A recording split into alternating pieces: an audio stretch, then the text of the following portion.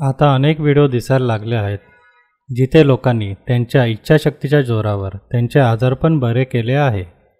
काही व्हिडिओमध्ये असे दिसून आले की रुग्णांनी त्यांचा एक वेगळाच मार्ग निर्माण केला व ते बरे झाले।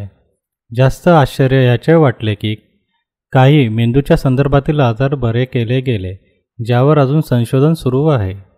जर मेंदूच्या रिलेटेड आजार बरे होऊ शकतात म्हणजे तुमच्यासाठी, तुमच्या अंतर्मनासाठी आणि तुमच्या इच्छाशक्तीसाठी सर्व काही शक्य आहे। जर तुम्ही ठरवले तर तुम्ही पाहिजे ते करू शकता। फक्त आजार नाही तर पैसे कमवायचे, वाढवायचे विविध मार्ग लोकांनी शोधून काढले आहेत। यशाचे विविध मार्ग शोधून काढले आहेत। मुलांच्या प्रगतीसाठी विविध मार्ग शोधून काढले आहेत। कुटुंबाच्या सुखासाठी विविध मार्ग शोधून काढले आहेत। आत्मविकास करण्याचे विविध मार्ग शोधून काढले आहेत। कर्जमुक्तीचे विविध मार्ग शोधून काढले आहे। उद्योग व्यवसायात भरभराटीचे विविध मार्ग शोधून काढले आहेत। शेअर बाजारात प्रचंड नफ्यासाठी विविध मार्ग शोधून काढले आहेत। गरजेनुसार तत्काळ समाधानासाठी विविध मार्ग शोधून काढले आहेत। भीतीवर मात करण्यासाठी विविध मार्ग शोधून काढले आहेत। जोडीदार मिळवण्यासाठी विविध मार्ग शोधून काढले आहेत। डिप्रेशनवर मात करण्यासाठी विविध मार्ग शोधून काढले आहे।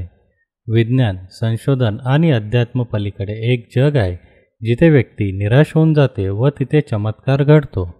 हो, हे सत्य आहे आणि अनेक व्हिडिओ समोर येत गेले, त्यावरून सिद्ध होत गेले। ते सर्व व्हिडिओ हे प्रत्यक्ष ज्यांच्यासोबत घडले आहे अशा लोकांचे होते, कारण मला नेहमी पुरावा लागतो किंवा अनुभव, तो देखील प्रत्यक्ष।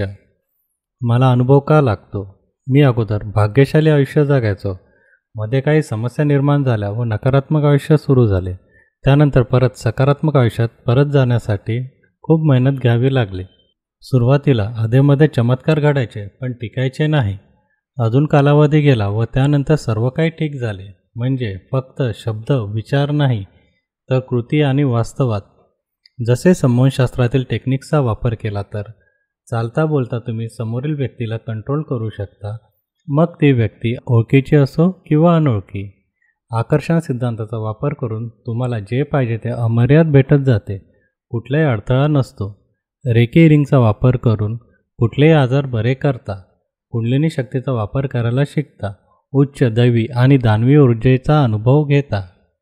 हे शब्द नाही तर अनुभव आणि जीवनशैली आहे। तुम्ही घेतला आहे का अनुभव की एक अवस्था अशी येते जिथे सर्व काही शांत वाटते व वेळ थांबली असे वाटते? संमोहनातील अंतर्मनाचा अनुभव आहे। वाटायला शांत पण तुम्ही जग बदलू शकता इतकी शक्ती असते त्यामध्ये। तो एक क्षण जरी असला तरी अंतर्मनात तुम्ही काही मिनिटे, दिवस, महिने आणि वर्ष जगला असाल, जशी तुमची क्षमता आहे तसे। इथे एक महत्त्वाची सूचना सांगतो, ती कायमस्वरूपी लक्षात ठेवा। जेव्हा हा अनुभव पहिल्यांदा येईल तेव्हा लगेच या अनुभवाची सवय करून घ्या। जर चुकून हा अनुभव नाकारला, गांगारून गेला तर परत तो अनुभव येण्याची शक्यता कमी आहे। शक्तिशाली लोकांचे आयुष्य असेच निरस दिसते, त्याची सवय करून घ्या।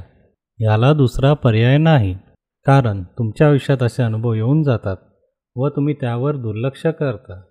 इथे तुम्हाला सामान्य आयुष्य त्यागायला लागेल आणि यासाठी तयार राहा, कारण सामान्य आयुष्यापेक्षा जास्त चांगले आयुष्य हे चमत्कारिक निरस आयुष्य आहे।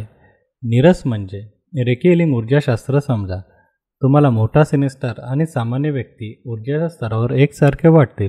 न सुंदरता ना समृद्धी तुम्हाला दिसेल, दिसणार फक्त ऊर्जा। जसे सर्जरी करणाऱ्या सर्जनला सगळ्या व्यक्ती दिसतात तसे, कारण तेच वास्तव आहे। परत बोलतो, सोपे आहे, पुढील स्टेप्स फॉलो करा। ध्यान, व्यायाम, घरचा आहार, सकारात्मक लोकांची संगत, जिथे गरज असते तिथे मदत घ्या, जसे की कोर्स।